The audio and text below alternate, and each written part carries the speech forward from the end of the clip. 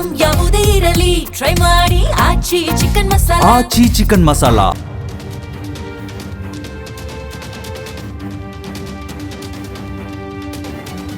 ತಾಜ್ ಮಹಲ್ ಪ್ರೀತಿಯ ಸಂಕೇತ ಎಂದು ಜಗತ್ತೇ ಹೊಗಳುವ ಈ ಅದ್ಭುತ ಕಟ್ಟಡದ ಬಗ್ಗೆ ನಿಮಗೆ ಗೊತ್ತಿಲ್ಲದ ಕೆಲವು ರಹಸ್ಯಗಳಿವೆ ಎಂದು ಹೇಳಿದ್ರೆ ನಂಬ್ತೀರಾ? ಈ ಅರಮನೆಯ ಕೆಳಗಡೆ ನೂರಾರು ಮುಚ್ಚಿದ ಕೊಠಡಿಗಳಿವೆಯಂತೆ. ರಾತ್ರಿ ಸಮಯದಲ್ಲಿ ವಿಚಿತ್ರ ಶಬ್ದಗಳು ಕೇಳಿಸುತ್ತವೆಯಂತೆ. ಇದು ಮೊದಲಿನಿಂದಲೇ ಶಿವನ ದೇವಾಲಯವಾಗಿತ್ತಂತೆ. ಹಾಗಾದ್ರೆ ಇವೆಲ್ಲ ನಿಜವೇ ಅಥವಾ ಕೇವಲ ಸಾಮಾಜಿಕ ಜಾಲತಾಣಗಳಲ್ಲಿ ಹರಿದಾಡುವ ಕಥೆಗಳೇ?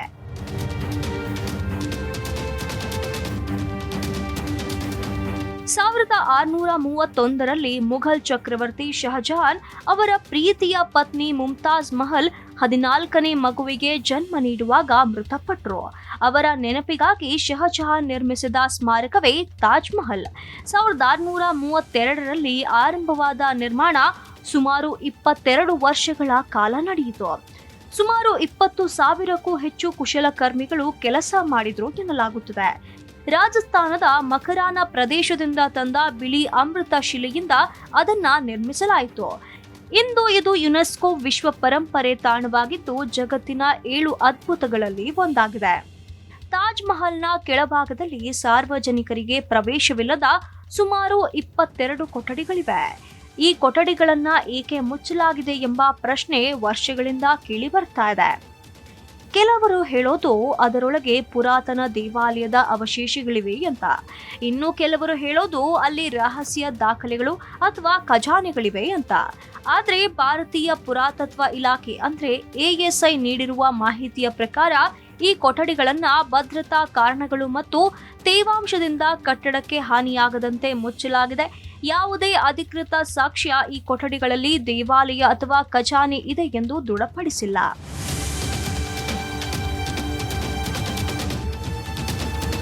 ತಾಜ್ ಮಹಲ್ ಮೊದಲು ಶಿವನ ದೇವಾಲಯವೇ ಎನ್ನುವಂಥ ಪ್ರಶ್ನೆಗೆ ಈ ವಿಷಯ ಹಲವು ವರ್ಷಗಳಿಂದ ದೊಡ್ಡ ವಿವಾದವಾಗಿದೆ. ಕೆಲವರು ತಾಜ್ ಮಹಲ್ ಮೊದಲಿನಿಂದ ತೇಜೋ ಮಹಾಲಯ ಎಂಬ ಶಿವ ದೇವಾಲಯವಾಗಿತ್ತು ಎಂದು ಹೇಳುತ್ತಾರೆ. ಈ ವಾದವನ್ನ ಮುಖ್ಯವಾಗಿ ಲೇಖಕ PN ಓಕ್ ಜನಪ್ರಿಯಗೊಳಿಸಿದ್ರು. ಆದರೆ ಹೆಚ್ಚಿನ ಇತಿಹಾಸಕಾರರು ಮತ್ತು ಪುರಾತತ್ವ ತಜ್ಞರು ಈ ವಾದಕ್ಕೆ ವಿಶ್ವಾಸಾರ್ಹ ಐತಿಹಾಸಿಕ ಅಥವಾ ಪುರಾತತ್ವ ಸಾಕ್ಷ್ಯಗಳಿಲ್ಲ ಎಂದು ಹೇಳಿದ್ದಾರೆ.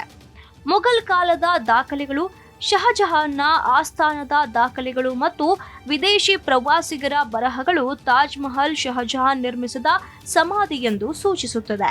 ಹೀಗಾಗಿ ಈ ವಿಷಯ ಇನ್ನೂ ಸಾಮಾಜಿಕ ಚರ್ಚೆಯಲ್ಲಿದ್ದರೂ ದೇವಾಲಯವಾಗಿತ್ತು ಎಂಬುದನ್ನ ದೃಢಪಡಿಸುವ ಸಾಕ್ಷ್ಯ ಲಭ್ಯವಿಲ್ಲ. ಕಾರ್ಮಿಕರ ಕೈ ಕತ್ತರಿಸಲಾಗಿತ್ತೆ ಎನ್ನುವಂಥ ಪ್ರಶ್ನೆಗೆ ತಾಜ್ ಮಹಲ್ ಕಟ್ಟಿದ ನಂತರ ಕಾರ್ಮಿಕರ ಕೈಗಳನ್ನ ಕತ್ತರಿಸಿದ್ರು ಎಂಬ ಕತೆ ಬಹಳ ಪ್ರಸಿದ್ಧ. ಆದ್ರೆ ಈ ಕತೆಗೆ ಯಾವುದೇ ವಿಶ್ವಾಸಾರ್ಹ ಐತಿಹಾಸಿಕ ದಾಖಲೆಗಳಿಲ್ಲ. ಇತಿಹಾಸಕಾರರ ಪ್ರಕಾರ ಕಾರ್ಮಿಕರಿಗೆ ಉತ್ತಮ ಸಂಬಳ ನೀಡಲಾಗ್ತಾ ಇತ್ತು. ಕೆಲವರು ನಂತರ ಇತರ ಕಟ್ಟಡಗಳ ನಿರ್ಮಾಣದಲ್ಲಿಯೂ ಕೆಲಸ ಮಾಡಿದ್ದಾರೆ ಎಂಬ ದಾಖಲೆಗಳಿವೆ. ಹೀಗಾಗಿ ಕೈ ಕತ್ತರಿಸಿದ ಕತೆ ಜನಪ್ರಿಯ ದಂತಕಥೆಯಾಗಿದ್ದು ಸಾಕ್ಷ್ಯಾಧಾರಿತ ಇತಿಹಾಸವಲ್ಲ. ಬಣ್ಣ ಬದಲಾಯಿಸುವ ತಾಜ್ ಮಹಲ್. ನೀವು ಗಮನಿಸಿದ್ದೀರಾ?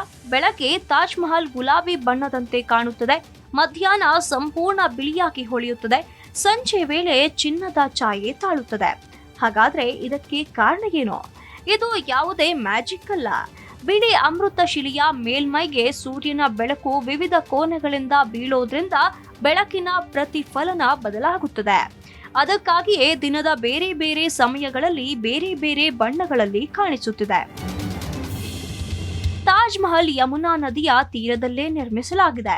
ಕೆಲವು ಅಧ್ಯಯನಗಳ ಪ್ರಕಾರ ನದಿಯ ತೇವಾಂಶ ಮತ್ತು ಭೂಗರ್ಭದ ಪರಿಸ್ಥಿತಿಗಳು ಕಟ್ಟಡದ ಅಡಿಪಾಯದ ಸ್ಥಿರತೆಗೆ ಸಹಾಯಕವಾಗಿದ್ವು.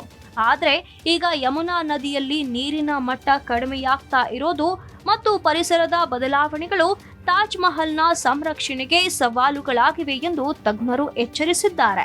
ಇದರಿಂದ ತಾಜ್ ಮಹಲ್ನ ದೀರ್ಘಕಾಲೀನ ಸುರಕ್ಷತೆಯ ಬಗ್ಗೆ ಚರ್ಚೆಗಳು ನಡೆಯುತ್ತಿವೆ.